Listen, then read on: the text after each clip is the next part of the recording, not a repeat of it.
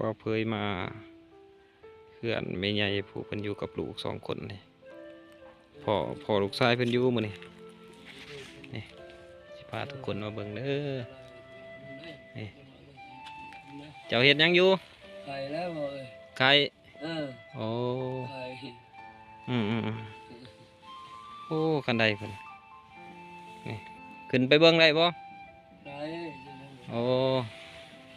ได้ใช้แม่เราไปใช้ล่ะจังว่าแล้วเว้ยโอ้แม่นี้แล้ว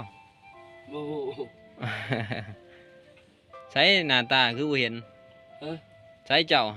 เออให้เบิ่งได้ติเเบิ่งหน้าเบิ่งตาได้ติขอเงินพอโอ้อยากได้เงินเลยโอ้เป็นประโยชน์แท้โอ้ยขอเงินนั่งอยู่หั่นแล้วนั่งลงอยู่หั่นแล้วโอ้สิให้อยู่แต่ว่าเจ้าอยู่กับแม่บ่เด้อเพิ่นไปตลาดเพิ่นไปหาเครื่องขายโอ้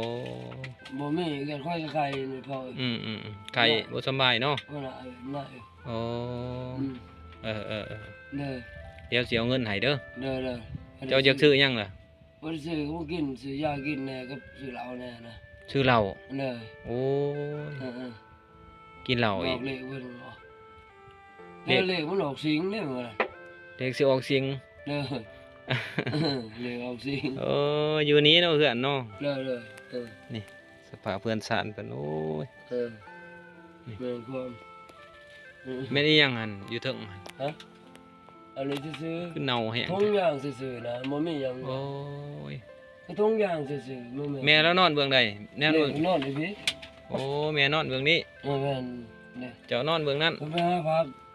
เอาผักกระเดาโอ้บอกเพิ่นไปขอเขาคือมันสิโยนแห้งแล้วเป็นแนวนี้มันพุกแต่ด้นเด้แม่เราไปขอปลากระเดาเขาหลายปีแล้ว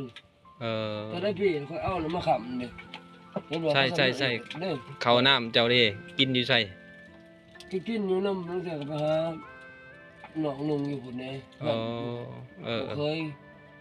เพิ่นไปหาเพิ่นบ่มีก็บ่ได้กินอดเอาแม่เราก็อดเขาอยู่ว่าแม่บ่ก็อดคือกันนะยังมีคนมีก็เอามาให้กินบ่มีหิวนะถึงไปหาคือกันยามใดก็ได้กินขอเงินน้ำเราเลยเข้าใจเจ้าอยากได้เงินเนาะเราบอกตัว